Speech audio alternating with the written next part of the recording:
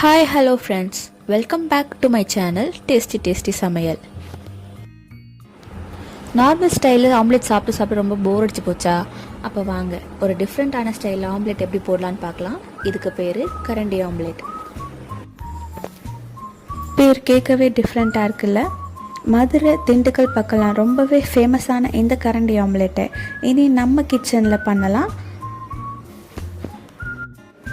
வீடியோக்குள்ளே போகிறதுக்கு முன்னாடி நம்ம டேஸ்டி சமையல் சேனலில் யாருன்னா சப்ஸ்கிரைப் பண்ணாமல் இருந்தீங்கன்னா கீழே இருக்க சப்ஸ்கிரைப் பட்டனை கிளிக் பண்ணுங்கள். கூடவே பக்கத்தில் இருக்க பெல் ஐக்கானையும் கிளிக் பண்ணுங்கள். தேவையான பொருட்கள் பார்த்தீங்கன்னா ரொம்ப சிம்பிளான பொருட்கள் தான். வெங்காயம், முட்டை, கருவேப்பிலை, 2 பல் பூண்டு, அவ்வளோதாங்க. செய்ய ஸ்டார்ட் பண்ணலாம்.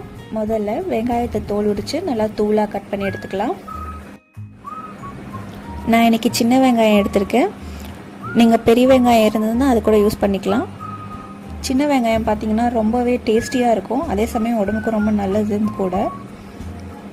சின்ன வெங்காயம் இருந்ததுன்னா நீங்கள் மேக்ஸிமம் அதுவே யூஸ் பண்ணுங்கள், நல்ல டேஸ்ட் கொடுக்கும் இது ஆம்லேட்க்கு. வெங்காயத்தை நல்லா பொடுசாக நறுக்கி அடித்து அடுத்ததாக கருவேப்பிலை எடுத்துருக்கோம். கருவேப்பிலையும் நல்லா பொடுசாக நறுக்கி எடுத்துக்கலாம். 2 பல் அளவுக்கு பூண்டு உரித்து வச்சுருக்கேன். பூண்டையும் நல்லா பொடுசாக நறுக்கி எடுத்துக்கலாம். சில பேருக்கு பார்த்திங்கன்னா முட்டை சாப்பிடும் போது கேஸ்ட்ரிக் ப்ராப்ளம் வரும், ஒழுங்காக ஜீரணமாகாது. அப்படி இருக்கும் போது நீங்கள் 2 பல் அளவுக்கு இந்த மாதிரி பூண்டு ஆட் பண்ணிக்கிட்டிங்கன்னா உங்களுக்கு இந்த கேஸ்ட்ரிக் ப்ராப்ளம்லாம் வரவே வராது. ஸோ நீங்கள் எப்போ ஆம்லேட் போட்டாலும் நீங்கள் பூண்டை இந்த மாதிரி 2 பல் அளவுக்கு ஆட் பண்ணி போட்டு பாருங்கள். ஒரு மிக்சிங் பவுலில் 1/4 டீஸ்பூன் அளவுக்கு மஞ்சத்தூள், 1/4 டீஸ்பூன் அளவுக்கு மிளகாய்த்தூள், தேவையான அளவு உப்பு மற்றும் 1/2 டீஸ்பூன் அளவுக்கு மிளகுத்தூள், இது 4மே ஆட் பண்ணுறேன். லைட்டாக தண்ணி விட்டு கரைச்சிக்கலாம். இது ஒரு ஸ்மால் ட்ரிக்குங்க. முட்டையை நீங்கள் டைரெக்டாக ஆட் பண்ணுற போது மசாலாவை முட்டையும் ஈவனாக மிக்ஸ் ஆகாமல் திட்டாக இருக்கும். இப்படி தண்ணி விட்டு மிக்ஸ் பண்ணிவிட்டு முட்டையை அடித்து ஊற்றுனீங்கன்னா மசாலாவும் முட்டையும் நல்லா ஈவனாக மிக்ஸ் ஆகிடும். நீங்களும் இதை ஃபாலோ பண்ணி பாருங்கள். இப்போ நம்ம இதில் கட் பண்ணி வச்சுருக்க வெங்காயம், கருவேப்பிலை, பூண்டை ஆட் பண்ணிடலாம்.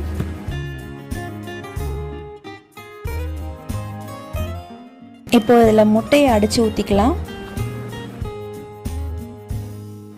முட்டையை அடித்து ஊற்றியாச்சு. இப்போ இதை நல்லா பீட் பண்ணிக்கலாம். ஆம்லேட் சாஃப்டாக வேணும்னு விருப்பப்பட்டீங்கன்னா இது மாதிரி நல்லா பீட் பண்ணிக்கோங்க. நல்லா பீட் பண்ண ஆம்லேட் நல்லா சாஃப்டாக இருக்கும். இங்கே பார்த்தீங்கன்னா நான் ஒரு இரும்பு கரண்டி எடுத்து வச்சுருக்கேன். இந்த இரும்பு கரண்டியில் தான் நம்ம இன்றைக்கி கரண்டி ஆம்லேட் போட போகிறோம். உங்ககிட்ட இந்த மாதிரி இல்லை அப்படின்னா நீங்கள் வீட்டில் யூஸ் பண்ணுற ஏதாச்சும் தாளிக்கிற கரண்டி, இந்த மாதிரி தாளிக்கிற கரண்டி இருந்ததுன்னா அதை யூஸ் பண்ணியும் நீங்கள் கரண்டி ஆம்லேட் போடலாம். ஸ்டவ்வில் கரண்டி வச்சுட்டு ஒரு ஸ்பூன் அளவுக்கு ஆயில் விட்டுக்கோங்க. ஆயிலை நல்லா கரண்டி ஃபுல்லாக ஸ்ப்ரெட் பண்ணி விடுங்க, அப்போ தான் ஆம்லேட் ஒட்டாமல் வரும். ஒரு ஸ்மால் டிப் என்னென்னா, கரண்டி நல்லா ஹீட் ஆகணும். நல்லா ஹீட் ஆனதுக்கு அப்புறமா ஆம்லேட் விடுங்க. அப்போ தான் உங்களுக்கு ஆம்லேட் நல்லா புசு நல்லா ஃப்ளஃபியாக வரும். கரண்டி ஹீட் ஆகிறதுக்கு முன்னாடி ஊற்றுனீங்கன்னா உங்களுக்கு சரியான டெக்ஸ்சர் கிடைக்காது. இது ஒரு இம்பார்ட்டன்ட் டிப் கரண்டி ஆம்லேட்க்கு. நீங்களும் இதே மாதிரி செஞ்சு பாருங்கள். செஞ்சு பார்த்து நல்லா வந்திருக்கா இல்லையான்னு சொல்லிட்டு கீழே எனக்கு கமெண்ட் பாக்ஸில் சொல்லுங்கள். ஒரு பக்கம் நல்லா வேகட்டும். வெந்த பிறகு மறுபக்கம் திருப்பி போட்டுக்கலாம். இந்த மாதிரி ஸ்பூன் யூஸ் பண்ணி திருப்பினீங்கன்னா உங்களுக்கு திருப்புறதுக்கு ஈஸியாக இருக்கும். அடுப்பை எப்போவுமே சிம்லேயே வச்சுருங்க. ஃபுல்லாக வச்சிங்கன்னா ஆம்லேட் தீஞ்சிரும். மறுபக்கம் திருப்பி போட்டாச்சு. மேலே பாருங்கள் கோல்டன் ப்ரௌனாக எவ்வளோ சூப்பராக கிறிஸ்பியாக வெந்திருக்குன்னு. 2 பக்கமும் நல்லா ஈவனாக வெந்ததுக்கு அப்புறமா எடுத்து சர்வ் பண்ணிடலாம். ஆம்லேட் எவ்வளோ ஃப்ளஃபியாக பந்து மாதிரி இருக்குன்னு பாருங்கள். சூப்பரான டேஸ்டியான கரண்டி ஆம்லேட் ரெடி ஆகிடுச்சு. இனி கரண்டி ஆம்லேட் சாப்பிட்ணும் அப்படின்னு விருப்பப்பட்டீங்கன்னா மதுரைக்கோ திண்டுக்கலுக்கோ போகணுன்னு அவசியம் இல்லை. உங்கள் வீட்டு கிச்சன்லேயே நீங்களும் செஞ்சு சாப்பிட்லாம். இந்த ரெசிபி நீங்களும் உங்கள் வீட்டில் ட்ரை பண்ணி பாருங்கள். உங்களோட கமெண்ட்ஸை கீழே கமெண்ட் பாக்ஸில் ஷேர் பண்ணுங்கள்.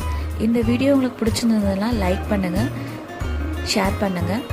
சேனலை மறக்காமல் சப்ஸ்கிரைப் பண்ணுங்கள்.